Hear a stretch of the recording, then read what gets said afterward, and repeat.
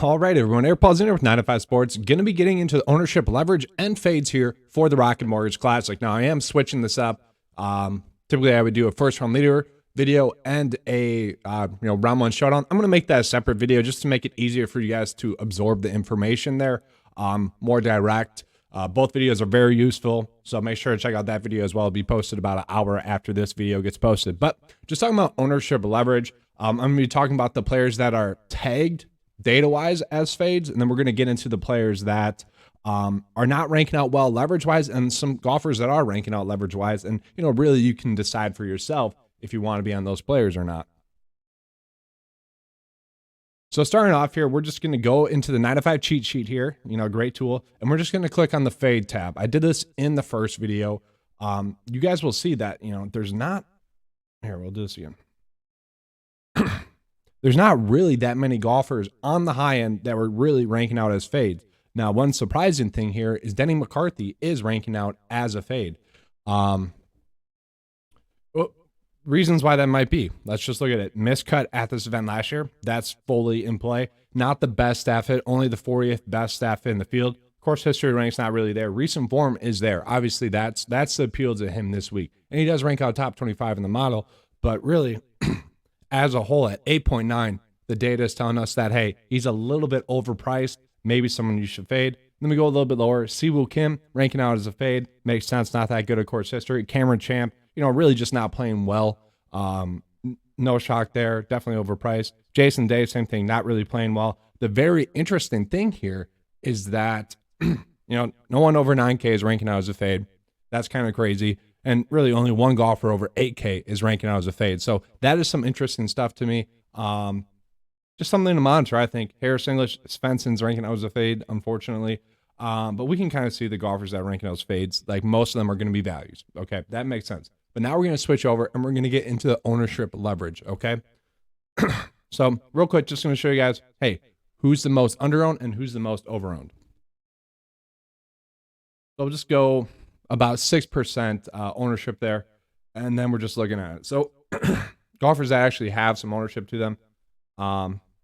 Keegan Bradley, under-owned. Well, let's look. Ryan Palmer is interesting. I'll touch on this as we go through like salary by salary. Ryan Palmer is casually popping up there. He's about 3% ownership. He is popping up there. Just interesting there. At 7.4, there's going to be some other golfers that are popping up there that you could get on. But, Keegan Bradley, still a little bit too cheap. Davis Riley, I don't love this week. I do think that's a little bit risky. Not sure I would jump on that. Brenton Steele, a little bit under-owned than he should be. Adam Scott, a little bit under-owned than he should be. Willie Z, still a little bit under-owned than he should be. A little bit, he's more of a hit or miss play. But when you compare him to like Cameron Young and Willie Z, like they're the exact same play. So they should be the exact same ownership. And we get lower. These golfers are starting to be properly owned. I do like Adam Hadwin. He's a little bit under-owned. Matt Kuchar, probably about right, but a little bit under-owned as well. So we can kind of see, which golfers are ranking out well leverage-wise. But now we're going to flip that over. We're going to get into like who should be fade. And that's really the power of this tool. So I'm going to bump it up to about 6% projected ownership. Nice to see Cameron Champ pumping out as a fade as well. Chesson Hadley, he's decent. People are going to be chasing his recent form. That does make sense, especially as price tag, but 7% starting to get a little bit up there. Grayson Sig, kind of same stuff there. Kim, this is very interesting. Doesn't rank out. I mean, this isn't poor on the 9 to 5 model. 56 in the 9 to 5 model. That's not terrible.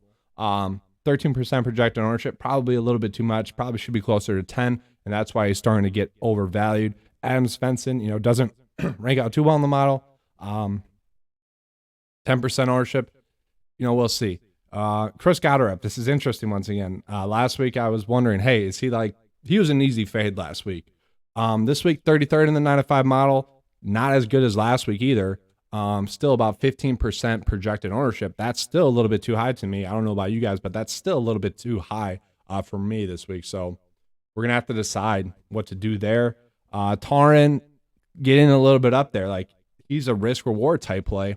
About 10% projected ownership. That's pretty high. Troy Money Merritt, about 10% projected ownership, simply due to his course history. And I think due to the fact that a lot of people wanted more out of him last week, like me. That's just interesting. Michael Golick popping up there. Kirk Kitayama popping up there.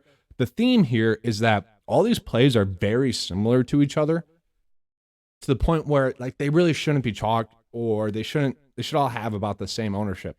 One thing I do want to point out is, yes, like Wyndham Clark, strong play, not over-owned, properly owned. Cameron Young, same thing. We can see these golfers are starting to get a little bit over-owned. But let's just look at it salary by salary, and then I'll be getting out of here. So just looking at it this way, and this is kind of the way I like to look at it. So we can see like Cameron Young compared to Will Zalatoris, like Willie Z ranks out a little bit better. $300 price difference. You know, it is what it is, but that difference in ownership really shouldn't be there. They're the exact same play. Like the reason you're playing these guys is because they're upside. They have a chance to win. They've been in contention a lot. And really, I think their struggles have come from them being in contention a lot. And then just, it's tough to be in contention that long and always have your A game. So it makes sense that they have these random off weeks where they just don't have their full game going. And they have these like random bad weeks on tour. Both of them are the exact same play. They should be the exact same ownership. Cameron Davis, probably a little bit over-owned. His course history is terrible, except for the fact that he won. You know, that's very interesting there. First place, miscut.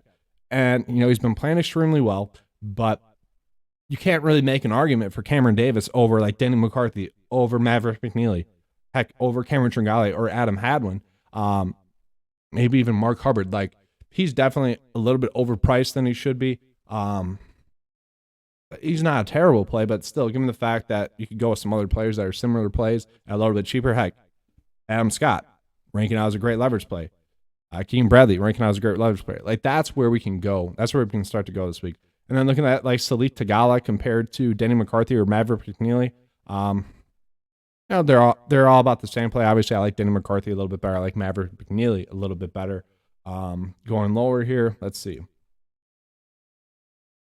So Chris Kirk, I do love as a play, ranks out top 10 in the 9-5 mile. You're not going to really be able to find anyone better of a play, I think, than him. Brendan Steele is kind of looking like a decent play. Matt Kuchar's kind of looking like a decent play. You could pivot to those guys. Taylor Pendrith, you know, a little bit lower owned. You could pivot to those guys. But I want to get into this like 7.4K where we are getting a lot of like the bad chalk here. That's an interesting thing to me. So we can see like all of them are pretty much the exact same play. So why not go, if you're going to be in this price point range, why not go with someone that's a little bit under owned? And so we'll scroll down. We'll bring the ownership down a little bit here. Pulling someone like Ryan Palmer, you know, ranks out decently well in the 9-5 model, 3% projected ownership, where you're looking at someone like Jonathan Vegas, great GPP play. Smalley, great, you know, fine play. Chris Goddard, fine play. Like they just shouldn't be as high owned as Ryan Palmer in the sense that they're all pretty much the same play. Ryan Palmer just ranking out a little bit better. So that's definitely interesting there. And then real quick, why not? Let's do a bad chalk build once again this week. The bad chalk build was okay last week. Grillo ended up kind of saving it. I didn't check if it cashed or not. And someone was wondering, hey, what's the purpose of making a bad chalk build? I think it's just kind of a fun exercise, really. Just because it's interesting to see like how bad of a build you can make with the chalk that's out there for the week. And just to see if it can cash, and typically speaking, it hasn't cashed. So like you don't have to play the chalk is pretty much what I've been trying to get at. So let's just look at it, bad chalk. I'm going to sort by projected ownership here, and it's going to pull in the golfers that are a little bit over-owned. So let's see here. Let's maybe go with a more balanced approach. Goddard, Kirk, Kim, Svensson. I like Svensson, a little bit over-owned though. And then we might have to go like Cameron Young. I like Cameron Young as a play. I don't think he's terrible. And then sure, Cameron Davis, will that work? I mean, bad chalk build, not a terrible build though.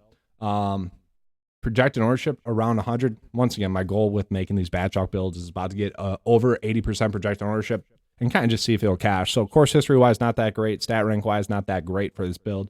Really strong recent form. Model rank, fine. 6 for 6%, pretty high as well. So it's not a terrible build. We'll see if it'll cash. Just kind of a fun exercise there.